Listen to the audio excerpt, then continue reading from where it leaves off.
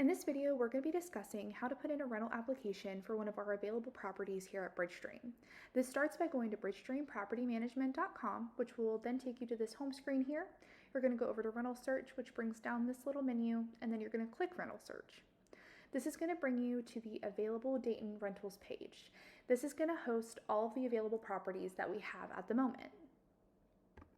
At this point, you're going to want to scroll down until you find the specific property that you're interested in applying to.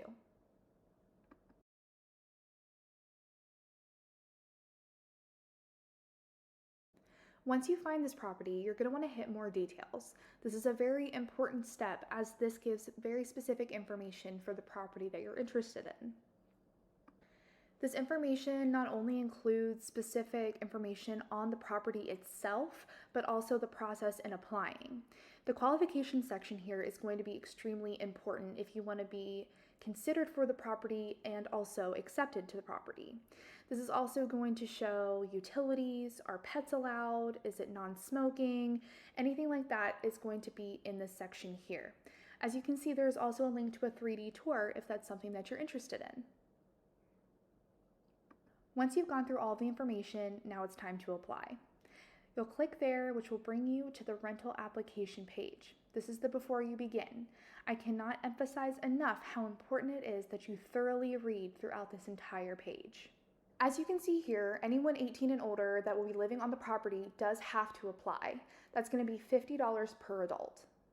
Each application is going to be held to the same set of standards. So as you can see, there are 7 different factors that are looked at when going into the approval of an application.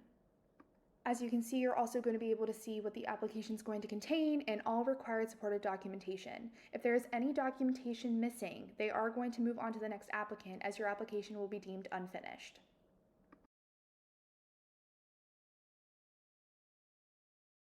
As a tenant of Bridgestream, you are required to be a part of the resident benefits package. So here you'll find all that information with what's included, how much it costs, etc.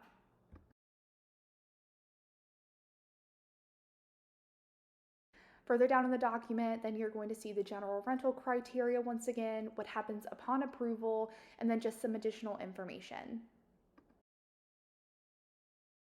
Once you've reached this spot, you are officially ready to start the application process. You're going to want to confirm the address you're applying to, put in your desired move-in date, and state whether you are a tenant or a co-signer. Tenant is going to be living on the property, co-signer will not be living on the property. Now it's time to hit get started. This is going to take you into the actual application. Once you're fully into the application, now you can see the sections that you're going to have to fill out on the right. Everything with a red asterisk has to be filled out. You will not be able to move forward until there is something in that section.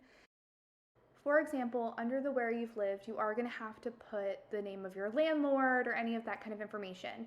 If this is your first apartment or house that you're renting and you've never had a landlord before, just fill in the space that you currently live at home. As long as there is something in those boxes, you'll be able to move forward.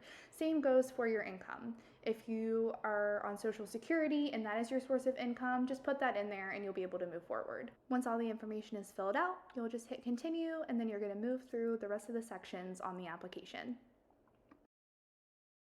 Once you get to the point of reviewing and confirming your application, there is one last step into sending in an application with Bridgestream. At the very top of the rental search page, you're going to see the pet screening.